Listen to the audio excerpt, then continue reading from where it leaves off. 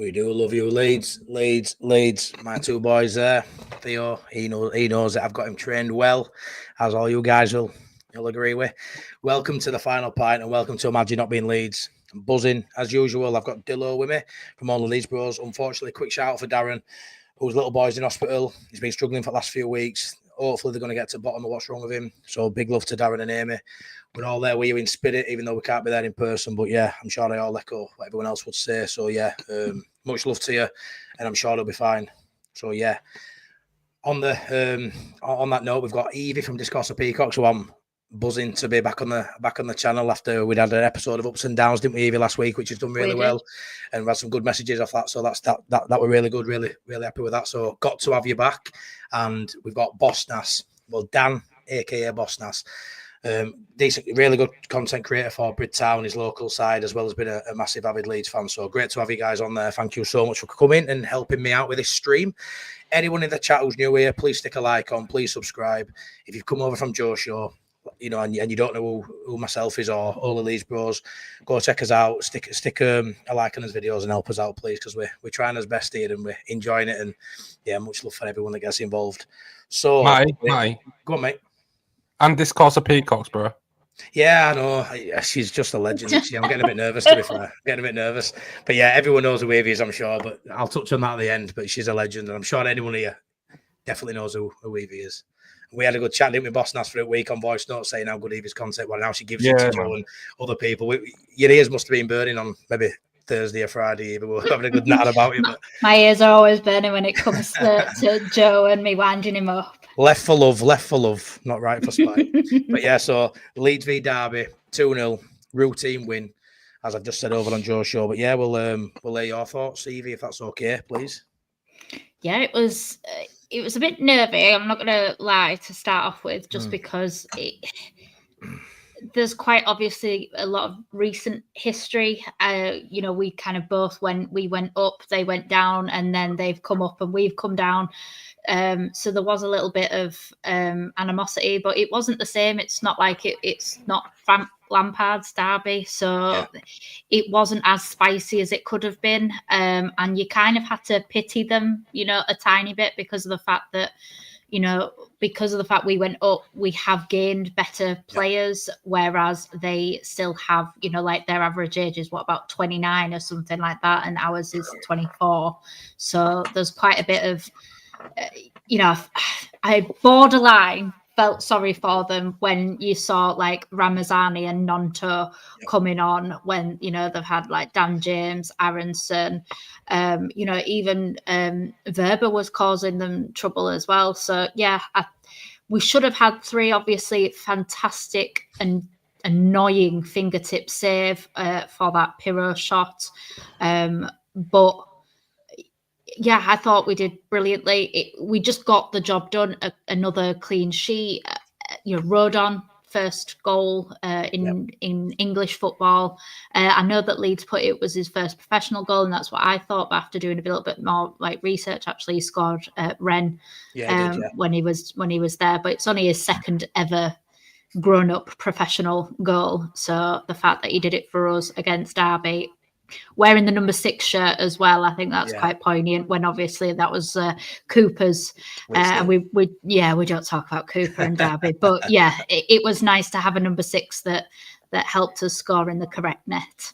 So yeah, 100%. Like I say, it's one of them games where I got a bit of stick through a week because I said we had a rivalry that season, and someone pointed out that we had a rivalry many years ago with Revie and with Clough, which, yeah, I know, but it was long before my time. And that was more of a personal rivalry rather than size. Derby's not a side, really, that you look at and have any beef with for a long period of time. But that recent season really struck a chord, and, the way it ended, obviously a bit of a sore note. So it spiced it up a little bit. Unfortunately for Derby, they're not the side they were that season.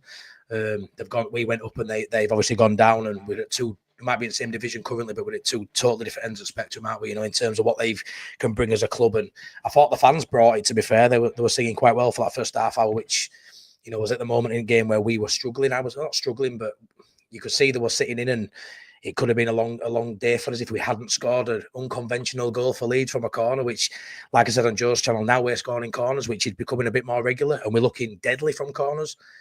When we can start scoring these, watch out for the rest of the league, because it's really, apart from the away form, the only deficit we have in a 90-minute performance is these corners and these goals that we don't tend to score. But yeah, Boss Nass scoring from a corner, it's massive in football. You know, these set pieces, these dead ball situations that when I go to games, Dan, I tend to, we get a goal kick, we get a corner, and I tend just to say, let them have a goal kick, because I don't feel, you know, if you're going to go to the toilet, go when we've got a corner 9 times out of 10, because we're rarely going to ever get out from it.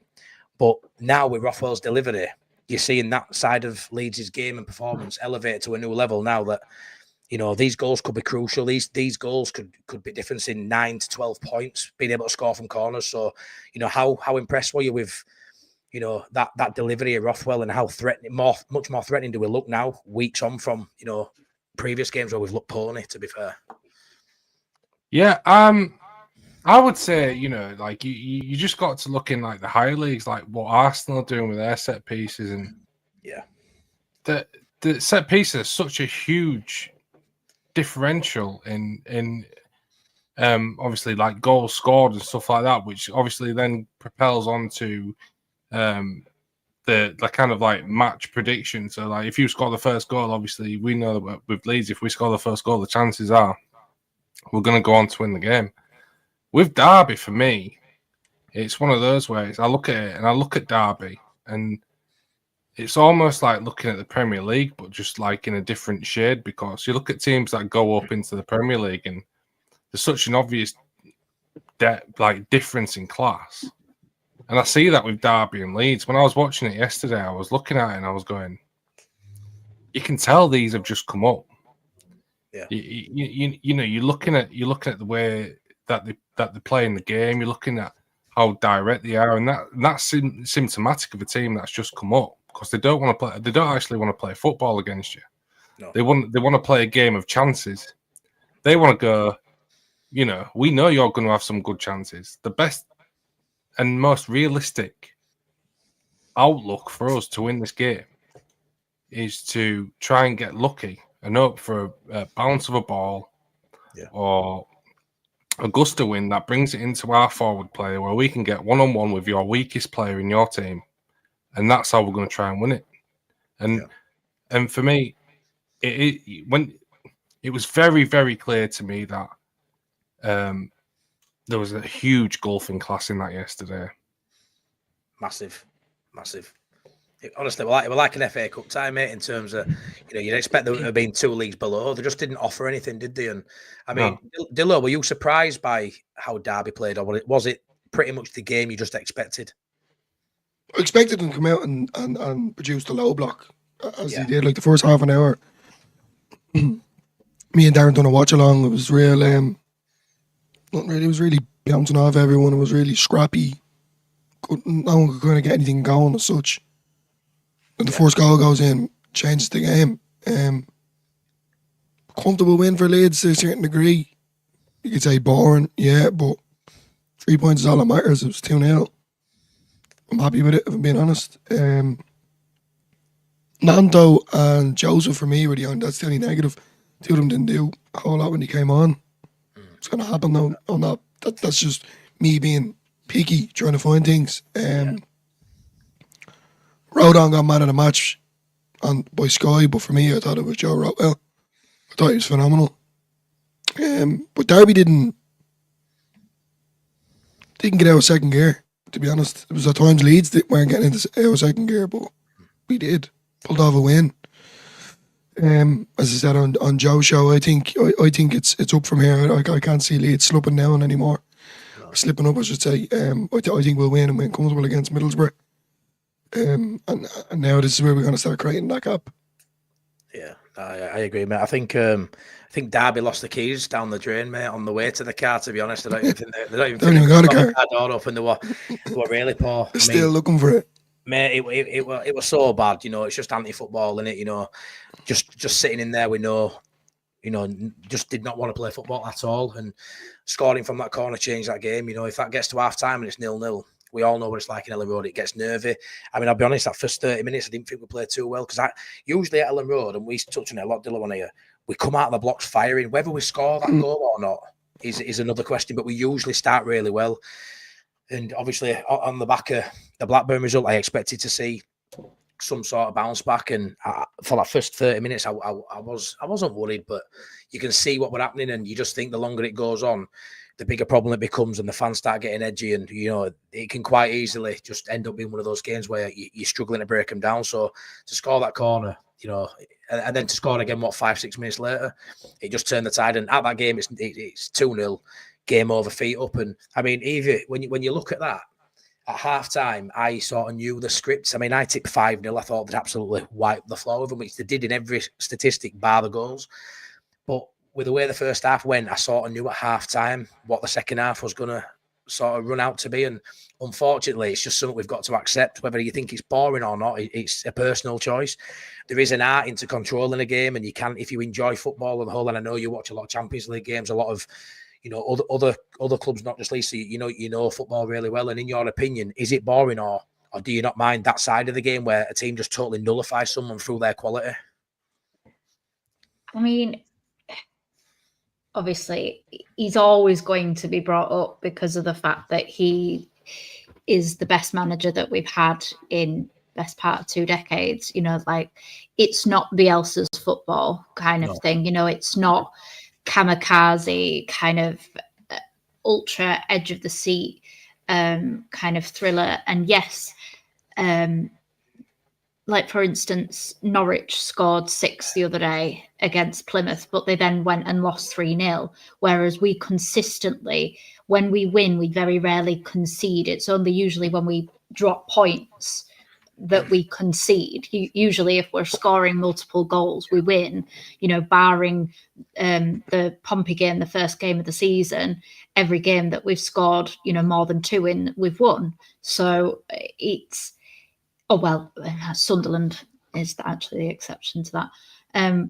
But we very rarely concede. When we score first, we get the job done, and then we just toy around with it. So you could score 4, like at the Swansea game. Yeah. When you think about it, we scored 4, but we conceded 3. So the goal difference is +1. Whereas yesterday, yesterday we scored 2 and didn't concede. So our goal difference is 3 points, but 2 goal difference. Yeah. So actually that was a better statistically and in the table game than the Swansea game. It's not as entertaining. Yeah, I agree. But we get our goal difference by keeping the clean sheet. Some teams get their goal difference up by having to score multiple because they know that they're going to concede, whereas we don't concede that many goals. So we don't have to score as many, but we're not a Burnley either. We don't just defend, and then score from a set piece or something kind of thing. I do want us to score more because we, on average, get between 7 and 10 corners every game. So really, we do need to score more from corners in order. Otherwise, don't let the ball go out of play. Just keep the ball in, because if we're not going to do anything with it, it's really, really pointless. So fingers crossed now that kind of the seal has broken for Rodon, he can now get us some more goals. No, 100%. I mean, when you look at that league table, Dan, we're second. I think we've scored the most goals, this season. So the narrative of being boring can only go so far, really, because, we're scoring goals and, we're not conceding, which, I don't think it's boring. We're controlling games, and attack's the best form of defence. We keep the ball so well and move it so well that the other team don't really get a sniff. They've got to have, severe quality for this level to even penetrate, anywhere near our goal, which is phenomenal, especially at home. Away from home's a different story. But, I mean, what more can Leeds do to look entertaining, mate? They're the top scorers in the division. I think we had 16 or 18 shots. Yeah, maybe only 6 on target. But for me, we are playing decent football. It might not be Bielsa-esque, but they are playing good, attractive football, in my opinion. How do you feel on the actual style, Dan? I mean, for me, you said it there. How can Leeds be more entertaining? Well, just be more entertaining. the style of football Leeds play. Well, Farke for me is so incessantly obsessed with game state control. He is. So he wants to be stood on that sideline, and he wants to look at the game state, who's doing what players on their team are doing good or bad, how are we looking at form wise, and he wants to manipulate it for game state, and he wants control. So for me, Farke wants to get a couple of goals cushion, and then from there it's all about clock management for me with Farke. I think he's and as far as it goes, I think he's a clock management superstar. I think he's great at it. People talk about substitutions in like the 70th minute and stuff like that. Don't think he doesn't know what he's doing there. For me, a lot of people go, "Oh well, he should be making them earlier." Well, ask yourself why. This guy's been in football for years, and he's making the substitutions strategically at that point in the game because he believes he's got control and he might need extra legs, or he might be looking at, can we make a one-on-one where we can get an advantage here and there? And yeah, you can look at it and go, right, 70th minute, that's too predictable. But for me, he's a clock management style manager when it comes to control of the game, and I think that's what he obsesses about, just control. He's not looking once he's got two. He's not looking for 3, 4, and 5. He's looking at how long's left on the clock. How do we protect ourselves from our vulnerabilities, and how do we get out of here without really having to not break a sweat? But how do we get out of here without really having a scare? And that's Farke for me in a nutshell. So when you talk about entertainment, if you're looking at heavy metal football, Klopp could do that because he had one of the best squads in Europe. Bielsa did that because he had the nutsack to do it. Yeah, he did. I love that. I love that. It was one of those where it was like, like he knew where our vulnerabilities were, and it was mainly in the defensive area, and he was like, well, we're just going to outscore you. Yeah. For me at the time.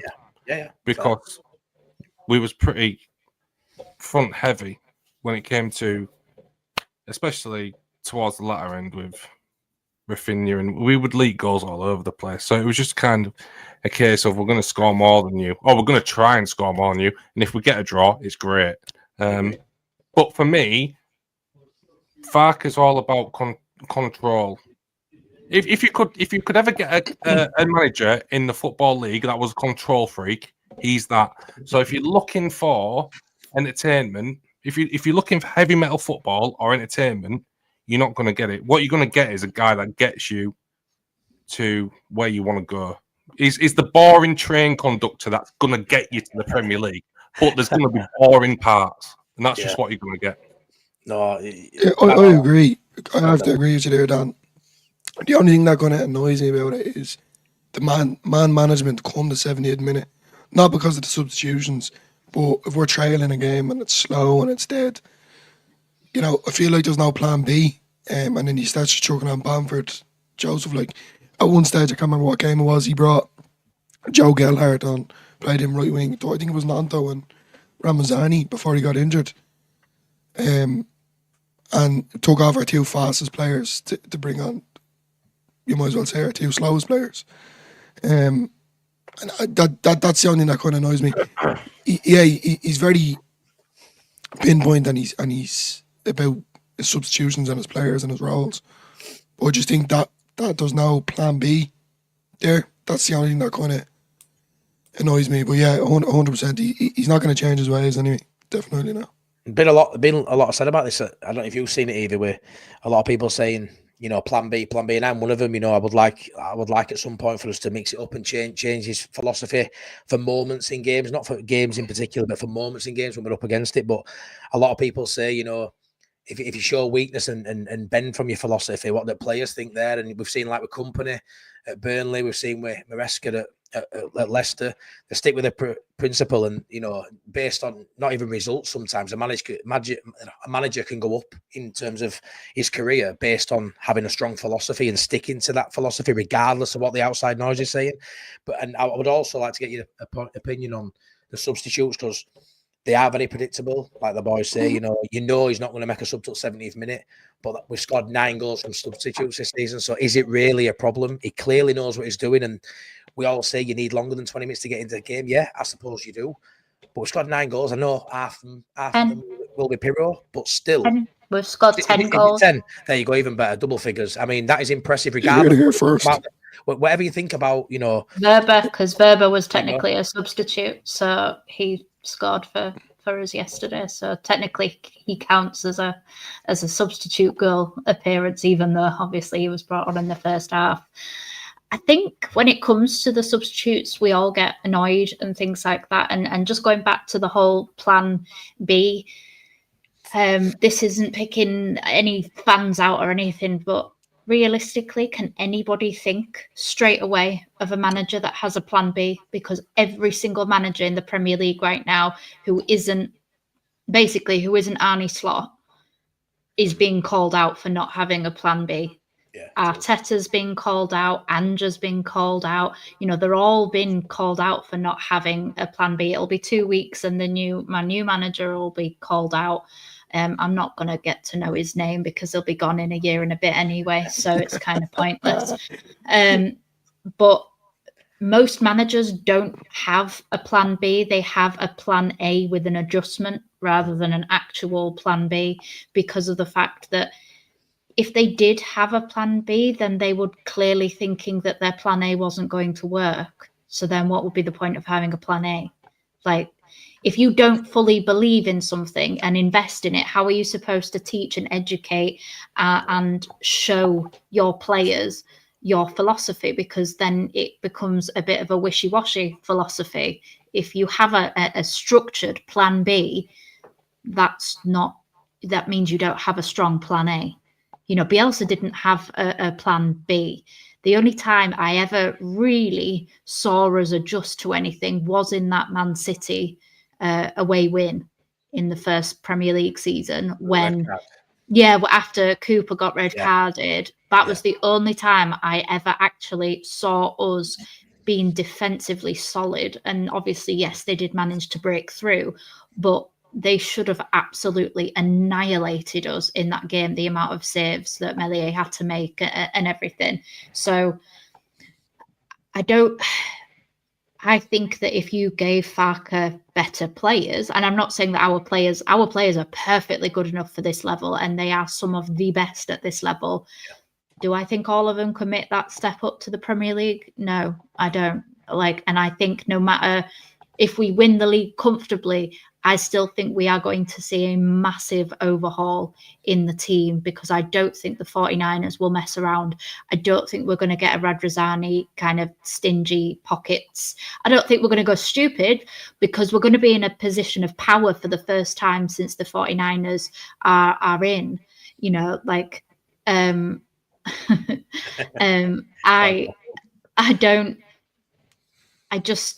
I think they'll be clever with their money, but we'll be in a position of strength. Whereas right now, the 49ers are trying to do cool things, but we're in the championship. So therefore, we're in the strongest position in this league. But when you take into account, you can go for a lower end Premier League club. We've seen how fickle footballers are when it comes to have a starting role in a project or go and earn a shitload of money in a struggling relegation fodder team. They will go for the relegation fodder and get the payday now kind of thing. So I think Farke does need to improve with the subs, but 10 goals, just in less than half of the season from the bench, when I don't think we had that throughout the entire of last season. I think he's doing okay. And again, I'm not going to say anything about the away form, because I don't think that there is an excuse necessarily for the away form.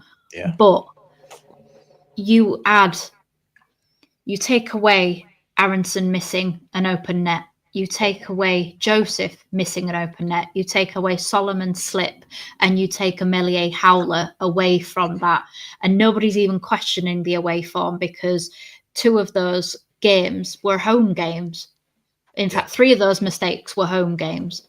So then nobody's mentioning because of the fact that we've got 5 extra points simply from home games and we're top of the table comfortably. Nobody's mentioning the away form situation because in theory, you win your home games, you draw your away games and throw in some wins and the occasional loss and you've got 90 points for the season.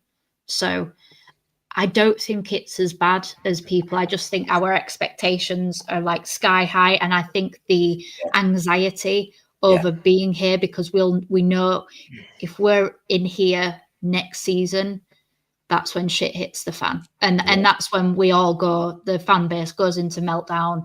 Players leave, Tanaka leaves, Ampadu leaves, potentially. Evie won't sleep tonight again.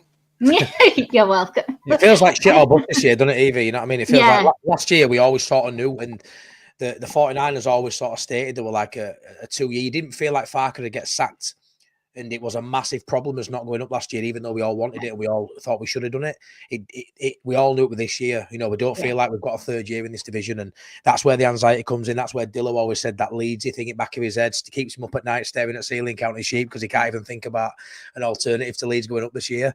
But I'd like to get your guys' thoughts on the competition for promotion this year.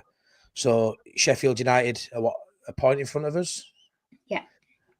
The 3 points better off in terms of they had 2 taken off them, so they are like a win better than us in terms of points.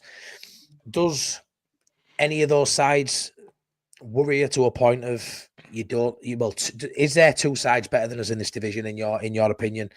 Not just player wise, but in terms of grinding out results. Burnley have been there and done it. They're a yo-yo club. We know Sheffield United under Wilder are going to be, there or thereabouts, if not our direct rivals. I think Sunderland have slipped away a little bit. This talk of Middlesbrough, I don't really buy it. I do feel like it's a 3-horse race for 2 spots. Do you all sort of agree with that? And where do you see our strongest competition? And do you think it'll be tight? Or do you think we do get a gap, in your opinion? Anyone, go for it. I think that the only team that Leeds need to fear is Leeds, because I think we're genuinely the only team that can ruin it for us. I think Sheffield, they've been lucky with some results. We haven't had much luck. We've had a couple of little bits, the Swansea game, you could argue we had a little bit of luck in that game, but that was also determination and a bit of grit.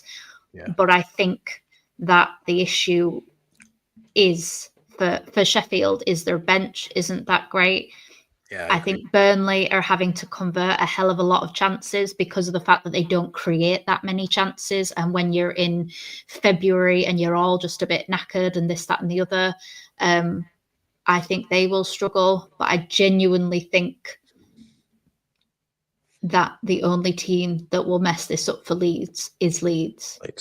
Because I don't, you said earlier on Joe's Matty that, and I completely agree, that bench yesterday was ridiculous. Like, that bench shouldn't be in the Championship.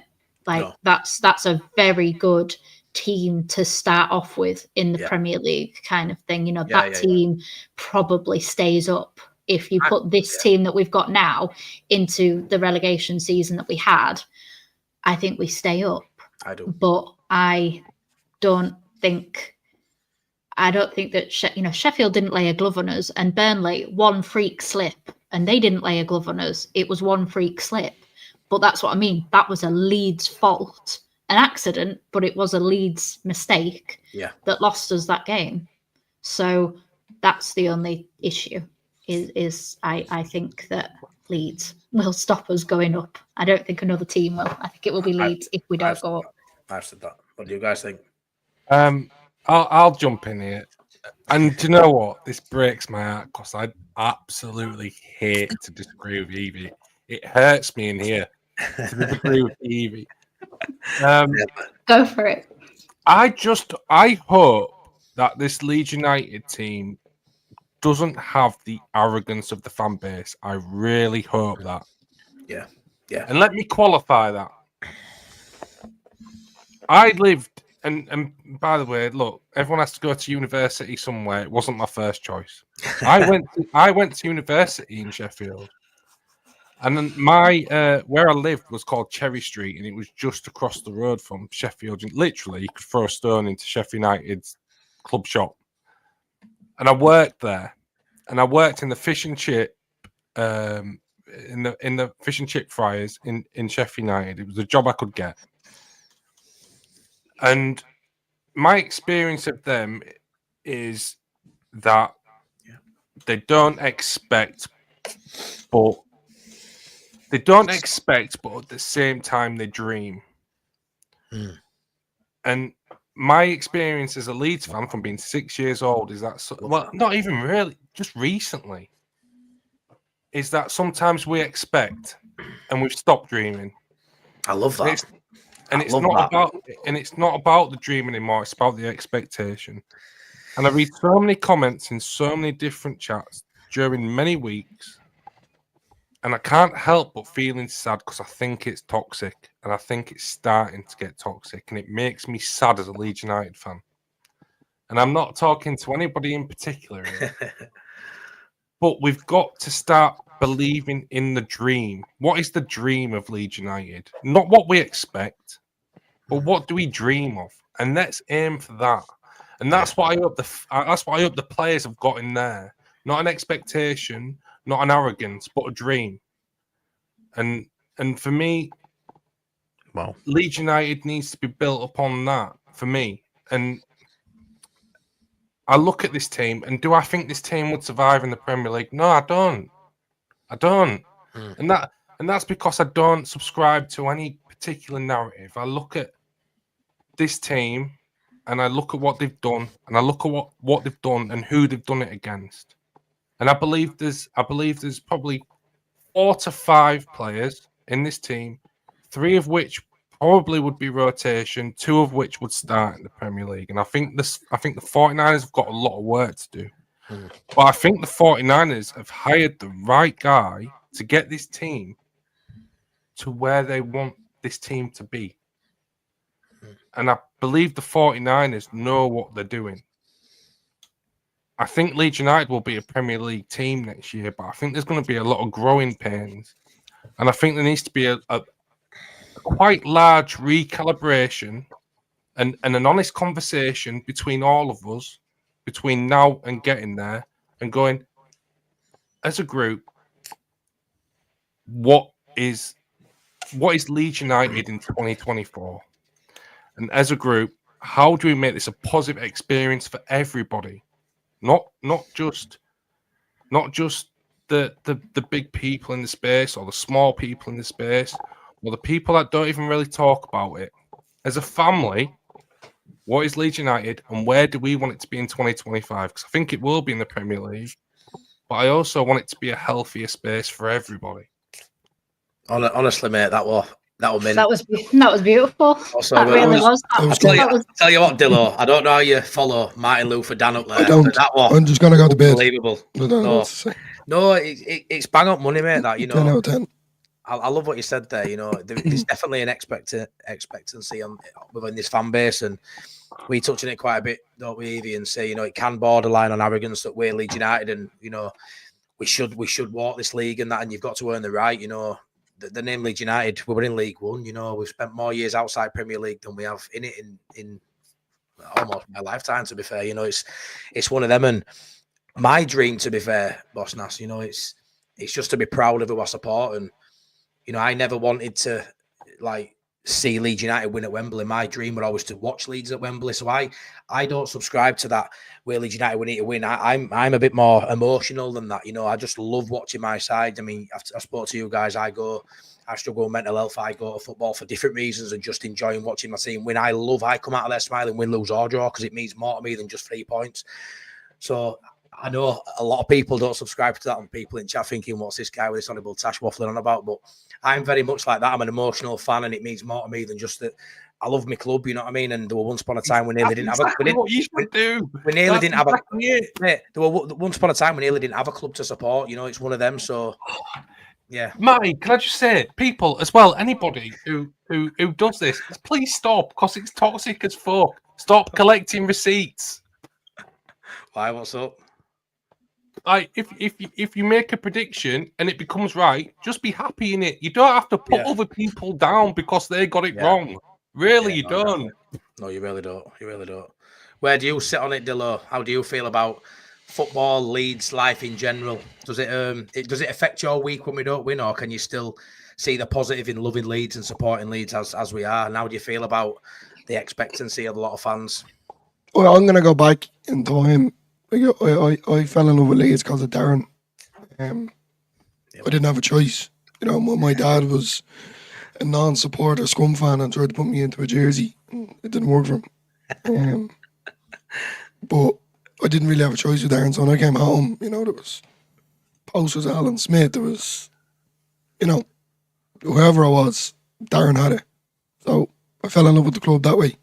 So from the age of me being, say, 5 or 6, to obviously now, before Bielsa, sorry, Leeds were never, like, I've grown up never seen Leeds as winning things, you know, around the 2004 onwards, you could say. 5 maybe. And so I've only ever seen Leeds in the bottom leagues, you know. Yeah. I've just seen it as a movie that isn't real, you know, seeing that Leeds were champions back in the day and we had these amazing players and we were, you know, in Europe and etc. So for me, I don't expect anything when it comes to Leeds United whatsoever.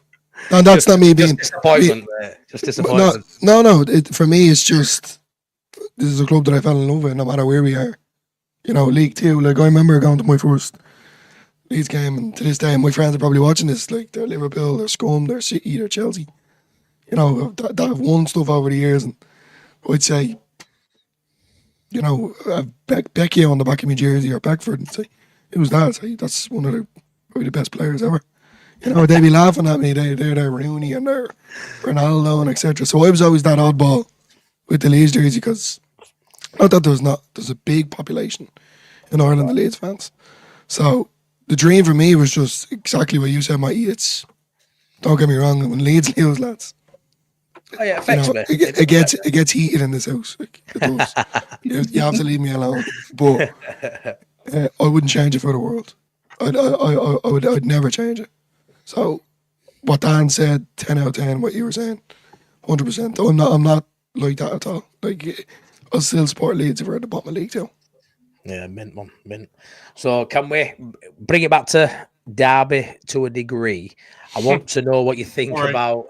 I want to know what you think about some of the individual performances. So it's only fair and only right I got my tag team partner Evie on the Aronson chat because we are tag team and we're definitely not Aronson haters. But how did you feel he did? Because like I said on Joe's show, he actually impacted the game in a couple of moments where he won the corner, he crossed the ball, led to a goal. So he didn't get an assist as such. But, you know, in terms of those metrics, he had more of an output in this game. Yeah. Whereas he doesn't tend to have that, but he does everything else. I feel like he did everything else poorly in this game. I don't feel like he ran around a lot. He did. He won a lot. He won the ball quite high up a few times. But to be fair, I felt like anyone who were breaking up any sort of play Derby had, it were mainly Tanaka and Rothwell. And I feel like the game sort of passed Aronson by, bar a couple of moments where we did get some out of him. How do you feel about his performance? I thought he took a few minutes to get into it. So maybe kind of like 15 minutes to get into it. Definitely. And then he probably, I think Farke took him off at pretty much the exact right time because he wasn't effective anymore. Yeah, and instead of just running around for the sake of running around, he saved his legs. And for me, it was an okay performance. I thought he did well. I think he just lacks a bit of confidence. And I think when he has time to think, he overthinks instead of sometimes just being instinctive and just kind of, you know, obviously the save that he makes the goalkeeper make that we get the corner and then score from. Yeah. He actually just spun on it and hit it. And I thought that he did really well then. Like, I thought we need more of that, less thinking, because then later on in the game, he got this ball from Solomon, and then he just went the entire way across the penalty box. And I was just like, you should have spun on that and hit that straight away, because you've now just walked your way out of any sort of shock. And then he passed it to Dan James, and he couldn't really do much with it. I think we got another corner from it in the end, but it's just when he's got the time to think, he does not. There's some players, and people have said this about Dan James as well, in terms of footballing IQ, he's not that high up. Dan James has improved, but what he does, he still does really, really well. Whereas Aronson, if he doesn't do what he does well, he doesn't offer a great deal more, because he's not a shit house. He's not, his physicality has got better, but he's still not like a decent shove and you can get him off the ball kind of thing. But I just, I think that if he had a little bit like less time on the ball and he just did things a little bit more instinctively, I think we'd be getting the best out of him. And that's all I want. I was very not happy when he came back into the side, but I certainly could see that he would be able to offer something, especially at this level. But he's still getting in his own head, and it seems to be every time we have an international break, he gets into his own head. I don't know what it is about the American national team, but it just messes with him. I wish that we could just not send him, if I'm being honest, because it just seems to mess with his psyche, and it has done from the first season with him in the Premier League. So, I'm happy with what he did, because he did, in his own way, contribute to both of those goals. So you can't really ask too much more. He still did, technically, he did more than Pirro, because Pirro's shot got saved. And, he wasn't actually directly involved in either one of the goals. So if you're going to be picking on Aronson, then really we should be kind of picking on Pirro as well. But I don't feel like picking on anybody. But no. I think that you could tell he'd had a week rest as well, you know. You could. And I think that did him well. I just hope that those 30 minutes extra that he wasn't playing sees him through in the Middlesbrough game. Yeah, no, me too. I mean, just want to pick up on this comment from Lord Shiogarath, whatever it is. Shiogarath. I can't pronounce that. We won 2-0 at a canter. Let's single out play for their It's not that, mate. I don't know if you've just come in. Obviously, we've been on now 43 minutes, and we have spoke about the derby game, and, we've all sort of just said it was routine, 2-0. There wasn't much to really break down out of that game. It was just controlled, professional. So, obviously, now we've moved on to just talking about players, not really singling out anyone for any criticism, really, because he played okay. It's a talking point within the fan base, and obviously it's a Leeds United YouTube channel, so we've got to discuss topics. You don't like Aronson at all, mate? You do. I hate him. I'm only messing. I'm joking. Just taking me spoon. It's one of them, when we have a fully fit squad and Amperu's back and the wingers are flying and we get into January, it's the one position that everybody's talking about. So hence why I brought it up. It's the one position you look at and go, where would you, if I say to anyone in chat, where do you want to bring a player in? Yes, someone might come out now and say a goalkeeper, a left back, whatever, but they're all going to say 10s on the list. So it's a viable opinion and a viable topic to talk about. So what do you think, Dan, in terms of Aronson or that 10 in general, that front 4 in general? How do you feel about it, buddy? So for me, like, Aronson has this crazy wide lens on him at the minute. Like, it's almost like, if the sun hit it, it'd just melt. Like, the lens on him is crazy at the minute. But let me say this. For somebody who's not a 10, he's doing a bloody good job. Let me say that. Yeah, no doubt. No doubt. On the discussion on whether you could try Ramazani or Nonto on there, or Nonto in there, by the way, why not? It's a look, like Nonto, technical footballer. Ramazani, technical footballer. Like, the idea that you have to have a player who's got an M on his back, like he's a player that's whittled down into this little box which says midfielder, to be able to play in the middle of a football pitch when you've been playing on football pitches for your whole entire life, to me, just sounds mental. Like, these players are good in close areas. We've seen Nonto, he's very good on close areas. He can turn, very good close control, can see a pass. Ramanzani, we haven't seen that yet. That's not his fault, by the way, because he hasn't been asked to do it yet. No. So yeah, it's like, Aronson, yes, mate, you're doing a very good job. You look tired, mate. You do look like you need to go on a holiday, and it's only December, mate. You look like you need to go to those baths in Iceland or something. But at the same time, you could go there. If we're talking about Nonto in the 10, I think he'd do a decent. And do you know what? It's down to the manager. It's not down to any of us. But I think the discussion point is valid. And I don't like to. What's that word? I don't like to break down anybody's opinions as invalid. I think they're all valid. And yeah, so I think Aronson's doing good. Nonto might do better. He might do worse, but we haven't seen it yet. But yeah, as far as it goes, I think Aronson's doing a decent job there. Yeah, I think that's a fair point, mate. Like I say, it showed in the Derby game.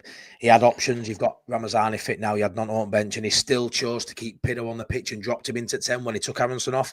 So I fully, believe, and I'm sure I don't speak for Evie and Dillo, but I assume they echo that they think Nonto could definitely play in 10. Ramazani, they could, and it'd be brilliant to see if that unlocked the door of these boring games, to go from a 2-0. Would that elevate us to a 3 or 4-0? I don't think a 2-0 routine win without Aronson in means we'll draw game 2-all because we haven't got Aronson. It's like the talk about not having Aronson, like I'm just taking him out of the team and not putting anyone else in that spot. I feel like these players, like you say, they've played football all their life. You can get someone to do the dirty work and follow a man and track a man and move around and be busy, but you can't really teach someone that quality that Aronson probably ain't going to have because he's not a technical footballer like a Ramazani potentially in that 10.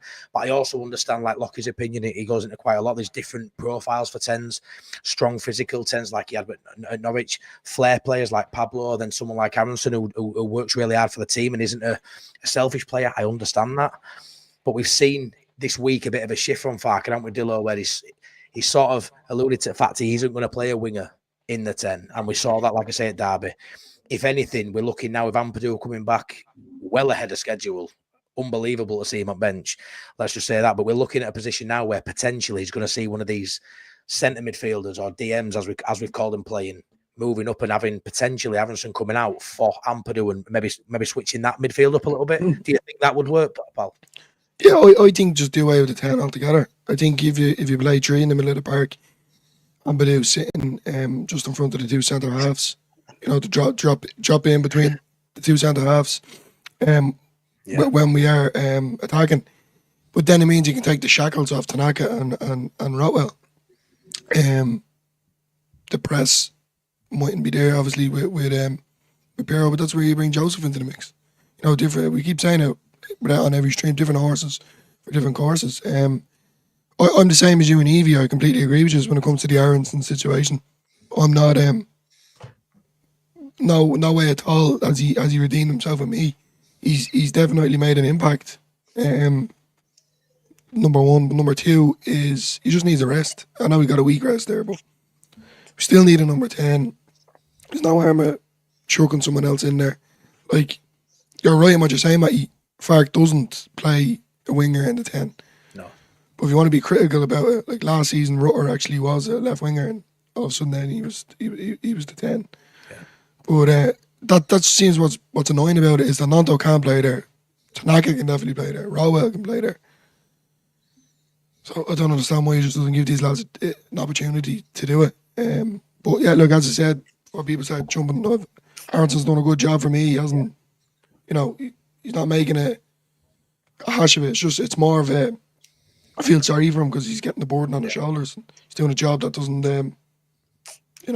making it, like, he's making an impact, but he's not getting the credit he deserves to a certain degree. 100%. I feel like Farke needs to protect him a little bit. I mean, me and Evie spoke quite a bit about he got beasted a lot under Jesse, and we saw, we saw last season. I know I haven't someone here, but we saw last season when you beast players, when you get to those crunch moments at the end of the season, they can be left wanting. And what we don't want is, because whether we end up 10, 12, 15 points clear at top of league or it is nip and tuck and it's tight, we don't want any player in this side when the quality is as good as it is. No player should be asked to play maximum minutes for going on 46 games a season. I know he didn't start the season, he was behind Rutter, but that was early doors when Rutter left, and he has played he's probably placed the most minutes since Rutter left the side, in terms of he doesn't really come off. I know he came off against Derby, and I think that was smart by Farke, knowing we had Middlesbrough coming up, because he'll have a lot of running to do against Middlesbrough, because I expect him to start in that. But I feel like it's down to Farke to sort of protect him. He doesn't have to do what he did last season and not play a Jaden Anthony because he don't believe in him, not play a Cresswell because he don't believe in him. That bench we've seen is stacked. And I don't think some of these players, like a Nonto, like we say, a Ramazani playing in the 10, I don't think it's that much of a square pegging around all. I don't think it's that bad. It might not be an accurate fit, but there's also points, to say that it could elevate his game, which is something obviously I've touched on quite a lot, which has got Joe some cracking views, I think, between me and Evie, haven't we, love? We've done really well. But one thing I would say, though, is obviously with Farke saying about the not playing the winger, does everybody not remember the massive speech that Farke said about knowing his business when it came to the striker situation? And then 2 weeks later, he swapped Rutter out and put Bamford on the number 9 and Rutter in the number 10, when he had refused point blank to do that with Pirro and Rutter. Yeah. So Farke can change his mind. He can say one thing and then go on and do something else, because we've literally seen it with our very own team, that he can be adamant about a situation and then change his mind because he has been shown something different in training. He just goes, why not? Or whatever. He can do something. And as well, we've seen it before with him saying about injuries, about people aren't going to be back for so long and then they're on the bench the next game. He plays mind games a lot, but he hides it because he's got a squeaky voice and nobody feels that he could lie, because he's like this lovely cake and eating and coffee drinking German. So people don't think that he can lie and things, but actually he does. He just goes. He plays his cards close to his chest, because what would be the point? We've seen Bielsa and Jesse Marsh were both buggers, really, when it comes to giving the opposition managers basically their team lineup before we played them, whereas Farke will often chop and change, especially this season. Last season, less so, because we always knew what the team was going to be last season. If all of the players were fit, we knew exactly who was going to start every single game, whereas this year we have been surprised a few times with lineups. And I think that there is a chance that potentially we do play somebody else. And I think the issue that, obviously you and I might have got a bit of stick about the whole Aronson thing, but we weren't necessarily saying it has to be a winger. At the time when we said about the wingers, Ampadu wasn't anywhere near the team. So, I found it really funny when Joe was saying about the fact of, Ampadu is going to come back in. Yeah, well, when we had those conversations, it was outdated. Outdated. Ampadu wasn't even in the team training as far as we were aware, let alone going to be on the bench kind of thing. We were just naming the players that we knew that we had available. And at that point, we only had wingers available. And he's more likely to play a winger in number 10 than he is to bring Gilavogi on to start to then move Tanaka up. So out of the options that were available, I don't think we were ridiculous in what we were saying. And it wasn't necessarily that we were saying he has to play a winger in there. It was we need to change Aronson potentially for a little bit of a rest. 100%. Yeah, I agree with that, Evie, love. How do you feel going forward, Dan, if Firpo's injured now for a sustained period? I'm a big Byram fan. I know he's got a knock too. I don't know how far off he is, or if anyone in chat knows how severe Byram is, but do you feel comfortable with Max Wober playing there for, I say long-term, mid to long-term, if he's needed? That is a square peg in a round hole. I know he can do a job on left, and he played really well against Derby, but Middlesbrough's going to be a tough one for him, because he's going to be expected to, when he goes up, turn and get his ass back and defend. And in a transitional game like Middlesbrough, it could be tough. How confident are you with Max Wober? I'm massively confident, mate, with Max Wober. This might be like totally against the grain. Hey, that's the name of my beer as well, Against the Grain. But anyway, this might be totally against the grain with this. I like honestly, Pete, I ain't bothered that. It's not I'm not bothered. I ain't scared that Verpo's out. I'm just not. No. And like that might be like totally like, who's this guy? Who's this guy you've got on here? I ain't bothered that Verpo. Mate, Verpo in I know we're not in the Premier League now, but Verpo was an absolute car crash to me. Yeah, he's come back. He's done some bits in the Championship. Verba for me, he's played in decent in top leagues. He's played in the Euros. Yeah, he had a bit of a clanger in the Euros and stuff like that. But I saw Verba today and I was like, yo, who's this guy again? Do you know? Like, if this guy wants it and believe it, well, you don't have to believe it, but this is my opinion. If Verba wants it and he wants it enough, he's better than Verba. At left back. I said it. Go mental in the chat. I don't care. I said it. I don't care. Like, honestly, Verba for me, is a better player than Junior Firpo. I don't care about his empty calories at Barcelona. Don't care. I've seen him get whipped too many times. And do you know what? If Verba's interested, for me, I think you've called it a bit too early. I'd have waited for this ballsy approach till after Middlesbrough game. I think you might have called it too early, mate. Yeah, Matt, you know me, mate. I don't pull no punches, bro. And that's why you're here, pal. That's why you're here, and I love it. But don't get me wrong, it's a statement. I'll let you two go on, Dillo. What do you think to that? Is the his opinion or what? He's entitled to his opinion. I just think I can't make a decision on that because I haven't seen enough of Wober, being honest. People saying that I look like him in the chat, and also I can't really diss him as such, because if I look like him, then I'm just putting down myself. I'm not really. So no, like, yeah, he's alright. He's a lot to prove for me anyway. Same situation with Aronson. I'm just one of them Leeds fans. If you dirty the badge, it's gonna carry you around with you. Yeah, I will forgive. I can tell that, bro. A lot of fans have that with him, don't they? He's gonna have to work harder than probably what I say Aronson's worked. It's like our quote, lad. Side for self. Simple as. Yeah. That's the way I look at it. Do you still have that feeling towards him, Evie, or is that gone for you with Wober? Does that matter? Cloud your judgment at all? No, because I thought he played really well the last two games where he's come on. I thought he played really well. You know, he has played well. Sorry. Yeah, he almost got a goal at Swansea. So as long as he's wearing a Leeds shirt and not refusing to play, at the end of the day, from a fan perspective, I hated all of the loan out rat twats.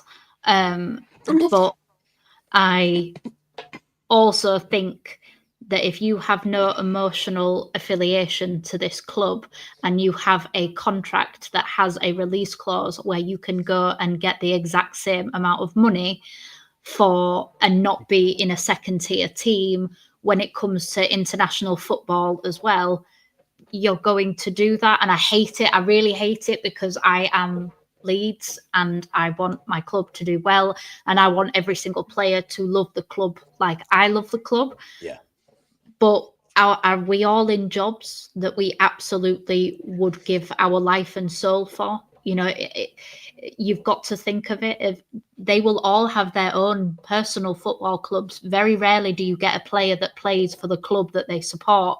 Yeah. So it is a job, regardless of what we think of it from a fan perspective to them.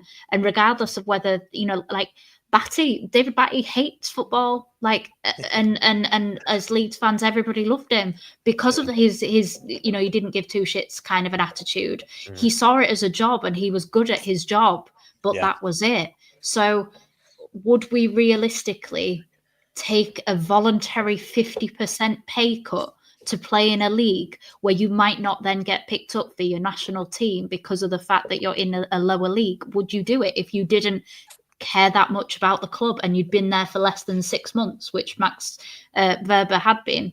I don't like people who do leave, but you've got to think of it from an actual logical, would we do it? No, we wouldn't. I'm sorry, but we wouldn't. We would do it because we're Leeds fans. Yeah. We would all love to have any involvement in the club, 100%. But they don't have that same affiliation. And in the end, you know, the players who did stay and the players who didn't get us promoted last year, they did let us down when it came to the final crunch. Yeah. So Max Verber and Brendan Aronson didn't let us down last year because they didn't play for us. So Rutter let us down, Somerville let us down, Archie Gray let us down. All of these players who've come back this year weren't the ones who let us down last year. They left before they actually became part of the team. Yeah. So if you're going to feel animosity towards Max Verber and Aronson this year, then you don't have the right to say that you were okay with Rutter and Archie Gray and all of those people, because they let us down last year. They didn't get it over the line. None of them turned up in the final other than Dan James and Rodon. So, yeah. Fair play. What do you make of this question here? I mean, would you want 11 players playing for Leeds who are all Leeds lads and, have that emotional attachment? Would that cloud the performance in certain moments? Maybe. So I wouldn't really answer that. With someone like Wober, is he just going to go out there and play his game and not be too overawed with emotion? Potentially, but is that a bad thing? No, it probably isn't. He can probably see clearer than someone who has that emotional attachment. He probably is looking at moving on from Leeds, even if he plays brilliant from now till end of season. I don't see Leeds being his long-term home. But the fact that, whether he's playing himself into the shop window, wanting more minutes, pushing, I feel like I saw enough from Wober at the weekend to sort of see that he wants to be here right now. And I didn't think he had that. I kind of think he wanted to go in January. I don't believe that now, and I'm allowed to change my opinion on it, because I slated him, on a video I did not slated him, but said on a video a few days ago, thinking I don't mind him going because I think he wants to go, and I don't want that sort of person in the dressing room. I actually changed my mind on after seeing him. The way the lad celebrated when he scored that goal, it meant a lot to everyone, not just him. And the team, like the bond these lads have got now. And I think you get that from going through adversity last season. You've got a couple of people come back into the side, as Evie said, who there may have been ill feeling. I feel like they boxed it off early doors because, there's been no leak that Wober's had any negative impact out, in training or in the dressing room. There's been no leak, and we'd hear about it if there were. He ain't got into the team, and he's got his head down. And he's an international footballer who plays with some top players at Austria, and he's on the bench in the Championship. So do I think he's better than Firpo in that position? Probably not. But I tell you what, he gives us more chances from set pieces, defending and attacking. He's another centre half in there. We'll see. The big test will be on Tuesday against Middlesbrough, what he can do up and down, because at Leeds United, you've got to go up and down. You can't just, you can't just attack. You can't just sit back. We saw Byram in certain games where he sits back and he doesn't give as much going forward as Firpo. He gets a bit of stick, although he gives it a go. That game in a transit, that state of play when it's a transitional game against Middlesbrough is going to be so. I'm really looking forward to seeing how he does. That's going to be my main focus in this game, is how Wober gets on down that left, because I expect him to play. But from my standpoint, it's changed my opinion on where I thought he was mentally. I feel like he's with us and he's here for fight, and hopefully that sees us, get promoted in the summer. But yeah, I think it's worth touching on Wober because I feel like he deserves some flowers after that performance. Even if he didn't score, I'm sure we all agreed he played really well. And he gave us something different. There were times in that game where, he was almost playing as a second striker. I mean, look where he scored from. It's unbelievable for a player who's notoriously a centre-half, who's doing a job at left-back. So, fair play to him. Is there any other points anyone else wants to talk about the game? Does anyone want to touch on anything before we sort of wrap it up? I want to say that Evie's point on that whole thing was just sensational. I loved it. It's the classic person of when someone talks sense about Leeds United and you go, oh gosh, this is so good. Somebody's talking sense. I love that. Do you know what I mean? It's like I should be in the comments going, Evie's talking sense, and everybody's ignoring me. But no, I'm on here, so I can say it. We're big fans, aren't we? We're chatting midweek, like I say, we're big fans here. We're big fans. And let me say as well, if say for instance you're a young German kid who's grown up playing football in Germany, and say your first club was Schalke, and all you've known is Schalke, right? And you come over to Leeds, great, you know the history. It's been chucked in front of you 24 hours before you've hit the runway of the airport. Brilliant. And then the club called Liverpool comes in and they go, right, we'll triple your wages and you get X, Y, and Z and X, Y, and Z. And you expect that young lad who's grown up in Schalke to love Leeds as much as you do. You're deluded. That's not football. And it's good and it's great. And I love it that Evie kind of brought that across in a much more sophisticated way than I am. More refined. Yeah, no, that's great. Like, you know, these people are from all across Europe and not and they don't necessarily have a affinity to Leeds, and we do have to understand that. You look at Rafa, all the people at Rennes would have hated the fact that he sat in a press conference with fish and chips, mocking their fans when they was having they would have hated that. And if that was us, we would have hated that. If he Rutter with the don't go to bed just yet at the Brighton one, exactly, he won't even know what that means. No. But they'll have just told him to do it, and it was fantastic by their social media team. Utter twat move, but brilliant. You know, like it's exactly what you want. You know, I still have nightmares about it. Exactly, and I just think it's great, and I think it's great, and it's so refreshing to listen to the only Leeds bros and have Evie and Matty on here and just talk sensible football without the hysteria and all that stuff that sometimes comes around this space. And I just think it's brilliant. And all power to Evie, because I think that was a brilliant point. Class. Can we have your autograph? So we've got you with your emotional kind of Bielsa-esque speech about what football, you know, the dream that we should have. Class. You were class. But yeah, so score predictions. I'd love to get your thoughts on score predictions for Tuesday. We'll go you first, Dan. What you saying, Leeds Middlesbrough? You're gonna wait me for this. Oh, don't upset me. I'm gonna say two apiece. 2 apiece. Yeah. If you'd have said 2-1, then I'd have hated you, mate. But 2-all, I can cut with that. I can see your point, mate. Yeah, a lot of people have tipped 2-all. To be fair, there'll be goals. It's going to be tight. It could easily be a draw. I get that. If we had a decent goalkeeper, mate, I'd have said Leeds 2-1. Ooh, we're not going down that rabbit hole yet. Not after an hour and 7 minutes. Evie's got I'm a Celeb on recorder, so have I, haven't we? Right, go on, Evie. What's your score prediction? Can I just say a Leeds win? Because I hate giving score predictions because I'm a superstitious so-and-so and think that I'm going to jinx it if I give an actual score prediction. Leeds will win. Yeah, because I just think that I'm really nervous like I was before the Sheffield United game. And we made them, like, they didn't turn up that game. So I'm really hoping that we have a similar game. But I don't want to give a score in case I jinx it. Fair enough. You think it'll be tight, though? Or do you think we'll win by a few? Or do you think it'll be tight? I think we win. Okay. That's as much as I'm committing to that. Brilliant, Evie. Go on, Dillo. Brilliant. What you'll be saying out similar. You give me a score prediction, you. I'm going to say 2-0 to Leeds. 2-0 Leeds. Yeah, mate, I'd love that. I'd love a 2-0 boring performance. We'd set that on Tuesday night, 100%. I just think it's going to be up from here now. If anywhere we're slip up, I think we'll slip up at pressing. Yeah, well, yeah, I'm saying with that. I don't know why. I just pressing stuff too. Well, you do know why. It's the away form, and it's just it gets your ass twitching a bit. But look at Danny here with 3-0 butter. Ailing scores. I don't honestly, mate. You can't come here and say that. And I know you're a regular and you've been here from day dot. But come on, you can't seriously think. I say 2-0 Ailing OG.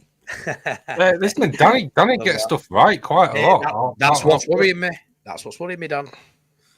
But I will say, as long as I'm confident in Leeds all the time, like confident Leeds will get a win every game. But look, I just want Leeds to know, and I don't want this myth to be going to be surrounding this squad, which I don't think it will be, that there isn't any competition in this league. There is competition in this league. Yeah, there is competition in this league.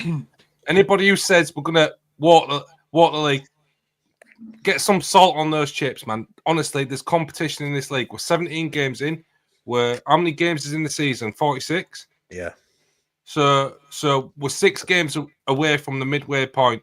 Once you get halfway, you know what you're dealing with.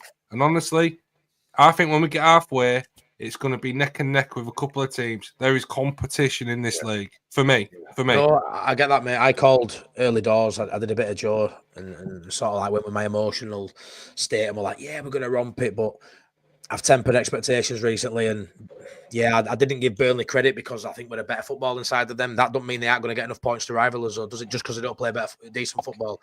Sheffield United are going to be there or thereabouts with, with the side and the manager they've got. You just know takeover, mate. Oh yeah, exactly. There'll be a boost takeover January. Yeah, 100%. And I don't actually think Leeds will do much in January. In my opinion, I don't want to go down that route tonight, but I aren't too sure they'll do much. So, like I say, I thought we'd romp this league, and now I think we'll win it, but I think it's going to be tight. And those nerves towards back in the game when we've got to go away to a QPR and win, got to go away to some of these sides and win. That's where hopefully the ghost of last season will be in the mind, and they can push through, because that's where the mental steel. I want to see where this our lads are at. You know what I mean? They're all right against these poor sides. 17 games in, where there isn't much pressure right now. Let's be fair. They get stick for being 3rd, 4th, 5th. Of course they do, because everyone fought front and centre. But wait until we're in game 36, game 40, game 44.